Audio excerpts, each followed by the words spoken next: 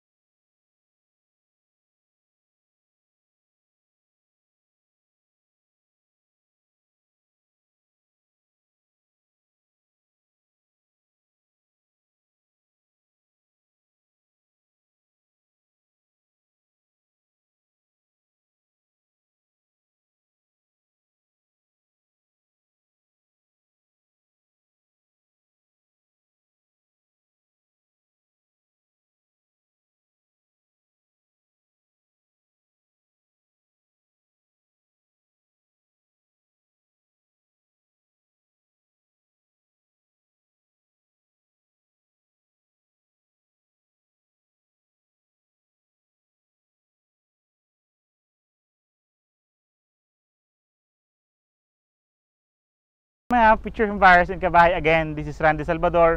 Of course, ang aking napakagandang misis si Julian Salvador. This 2024, kami pa rin po ang susi at tulay patungo sa pangarap niyong bahay. So yan mga kabahay, andito nga po tayo ngayon sa Hiraya Homes located at Barangay Cabuco, 13 Martires, Cavite. So yung ipipictured po natin today dito is a two-story townhouse po na may lot area nga po siya na 40 square meter and the floor area naman po is 52 square meter. Provision po siya for 3 bedrooms. May 1 toilet and bath na po ito in wide na service area po. Ano po, ready na po ba kayo sa 8,000 monthly natin dito sa Barangay Cabuco, 13 Martires, Cavite? So ayan, sa mga naghahanap pa rin po dito sa 13 Martires, Cavite, isa po ito sa mga pwede nyo gawing option comparison sa mga budget. Like for example, budget yung tinitingnan natin, pwede nyo po ito i-consider si Arya Townhouse. Tara, house tour tayo. Ito po si Arya Townhouse nga po is a two-story townhouse. Tingnan nyo naman ang taas-taas ng ceiling ng two-story townhouse na to. And yung kagandahan po dito is small community lang po ito. Maliit lang po yung community na ino-offer natin dito sa project natin dito sa Hiraya Homes. Yan po. So yan, pagpasok natin dito, bago natin siya pasukin, ang kulay niya po ay na po yung actual turnover. Kulay blue po siya, combination siya ng white and blue po, yung kung makikita yung unit natin dito. Sa frontage naman natin, kung makikita nyo po yung frontage natin, for the inner unit po, syempre wala po tayong parking space kasi 40 square meter only po ang ating lot area. So kung yung frontage po natin is almost 1.5 to 2 meters only po. Tara po. Yan. So yan, pwede nyo naman siya lagyan ng garden dito. Lagyan nyo siya ng parking space ng e-bike nyo. Kasya naman po dito. Motor, kasya naman po dito. Tara po, pasok tayo.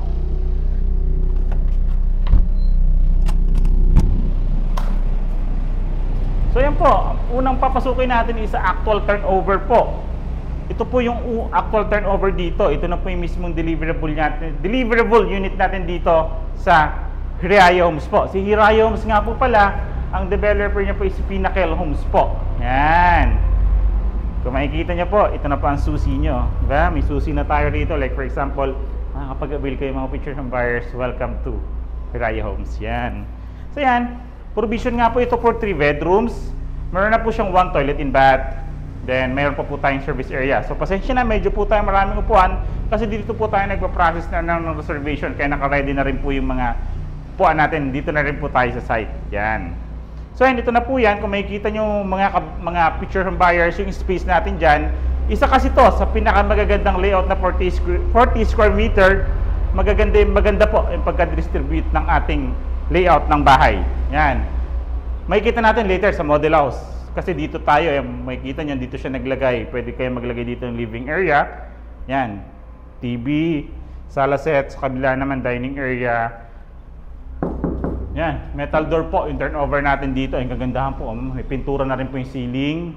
May pintura na po yung wall. So basic finish turnover na po tayo dito. Susukatin natin yung lapad dito ni Hiraya Homes. Yung lapad po ng bahay natin dito sa baba is 3.8 meters.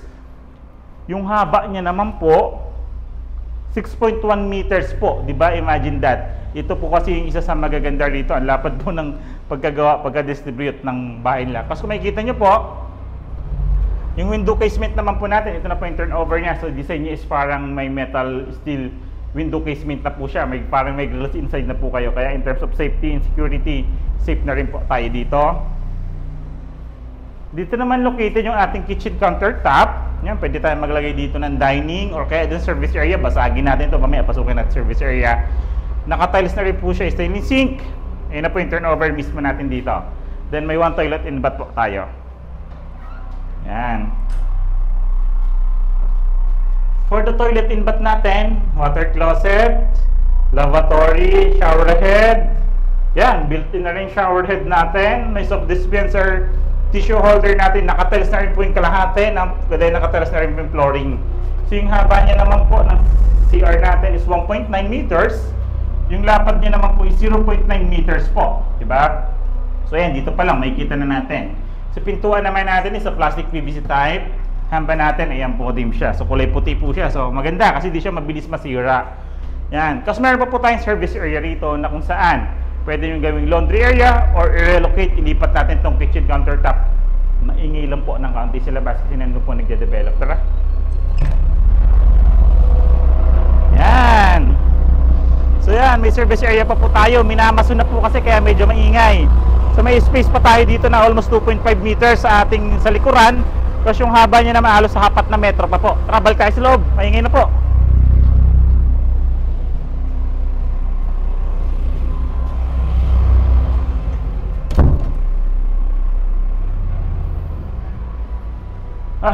Grabe, sobrang ingay, sobrang alikabok na nga doon. Kasi nag-develop pa po. So, proceed na tayo sa taas.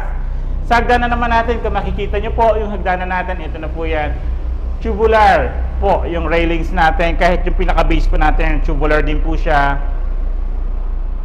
Yan, sementado naman po yan. Footstep natin, then combination siya ng bakal at semento. Tara po, akit po tayo. Ayan. So, provision po ito for 3 bedrooms. Nakita niyo po yung nagde-develop, nararamdaman po namin siya kasi yung gumagawa, parang anong tawag doon, misis? Mason. Ayan, provision po ito for 3 bedrooms. Ang ganda, ang lawak ng area, house area natin dito. So, tamo, yung lapad niya,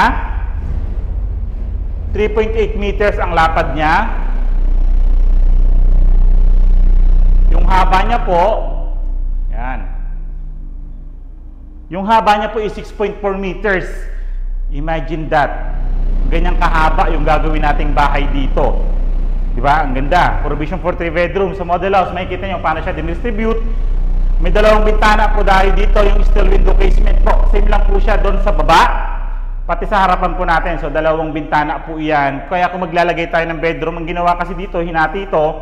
So, lahat ng bedrooms natin, kahit inner unit po ay may bintana. Then, electrical switches, during the turnover, kasama na rin po yan. Mataas din po ang ceiling. Then may mga outlets na na-turnover dito. Yung may kagandahan dito. Tara, punta natin model house. So yan, nakita nga natin yung actual turnover dito kay Area Townhouse. Dito sa Hiray Homes. So proceed naman tayo sa ating model house kung paano siya ginawang 3 bedrooms at binihisan yung bahay. Tara po. Yan, shinint. Diba? Naglagay tayo ng gate. Naglagay tayo ng concrete fence. Napaka-modern. Tara po.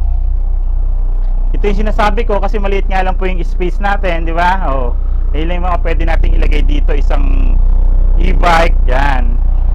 Pakita natin gilid, misis. Ito naman pong gilid natin na to, just in case lang, kasi may corner lots pa naman po tayo dito. Ganito kalaking space, di ba? May parking space kayo, kung gusto yung parking space, corner lot po para sa inyo. So, tanggalin natin to.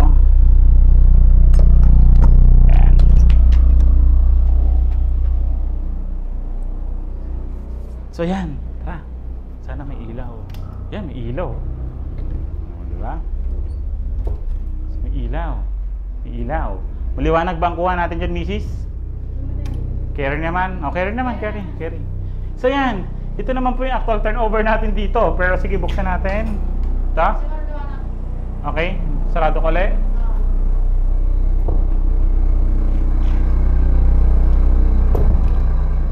So ito naman po yung dress up unit natin dito, eh. 'Di ba? Katulad nga ng dress up natin Sa ilalim ng hagdanan, sinarado yung ilalim ng hagdanan natin. Diyan naglagay ng sala set na L-type shape. Dito naman naglagay ng TV. Nilagay ng tiles na 60 by 60 na granite tiles. Di ba? Dito nakita nyo kung paano na-distribute. Di ba? Ang ganda-ganda, promise. Then kung makikita yung space for dining area naman natin dito, 4 seaters po siya. Naglagay tayo ng mga salamin dito para mas lalo siyang mirror, para mas lalong maglumaki or maging elegante, di ba? Yung kitchen countertop naman natin, ayan, naka-tiles per naman siya, naglagay lang ng cabinet, then modular cabinet po. Refrigerator, dito nilagay. Diba? Ngayon, nakasarado kasi ito. So, hindi natin mapasok. Pero ito naman yung toilet in bath natin. For the toilet in bath, naglagay lang tayo ng division dito for the shower. Tara po, excited ako sa taas para ipakita sa inyo yung laki ng floor area nito. 53 square meter floor area, ginawang 3 bedroom sa taas. Tara po.